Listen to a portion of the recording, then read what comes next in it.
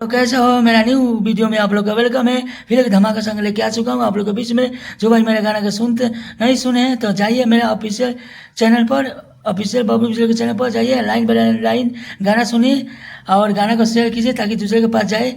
यह गाना तुम नहीं तो तेरे पर लिखा हुआ सॉन्ग है, होली गीत है।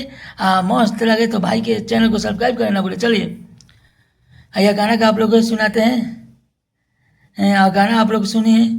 अब के होली में जान गाल लाल के करी, तू चल गईलू ससुरा भौकाल के करी। यहाँ दो बार गाना है। अब के होली में जान गाल लाल के करी, तू चल गईलू ससुरा भौकाल के करी। हमके उदास कके चांद जैसन चेहरा लेके, पियावा गईल डोलिया लेके, यारावा रोए अबिरिया लेके। यहाँ दो बार गाना है। पियावा गईल डोलिया लेके, यारावा रोए अबिरिया लेके। हमके उदास कोके चांद जैसन चेहरा लेके, पियावा गईल डोलिया लेके, यारवा रोए अबिरिया लेके। यारवा पियावा गईल डोलिया लेके, यारवा रोए अबिरिया लेके। या तुम के तेरे पली का बस सॉन्ग है या मुखरा है। चलिए आंतरा वन सुनाते हैं। आंतरा वन सुनिए, भाई के चैनल को सब्सक्राइब करना भूलिए। चलिए। जान हो बुझलू ना यारावा के फीलिंग नु हो, होली में चल गईलू डोलिया में डाल के फीलिंग नु हो। यहाँ दो बगना है। जान हो बुझलू ना यारावा के फीलिंग नु हो, होली में चल गईलू डोली में डाल के फीलिंग नु हो। मंगिया में से नुरा भर के गईलू पियावा के भोरावा डोलिया लेके।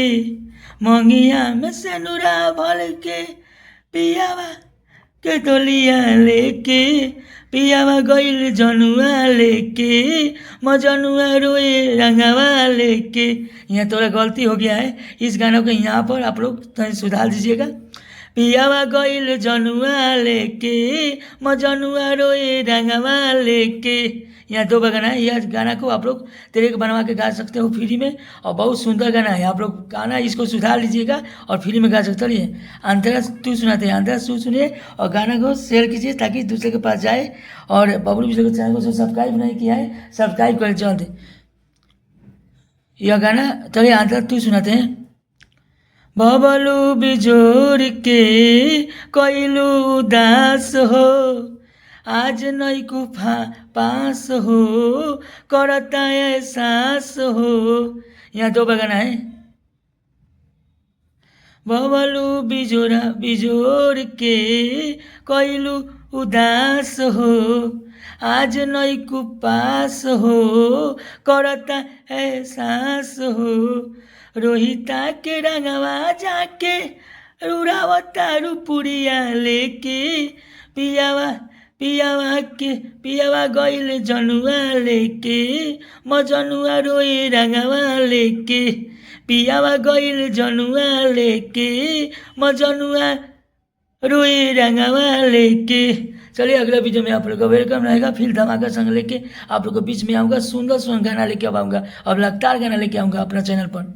और इसी तरह मेरा चैनल को सब्सक्राइब करें, लाइक करें, क्योंकि सब्सक्राइबर नहीं करते हो आप लोग। चलिए अगले वीडियो में वेलकम।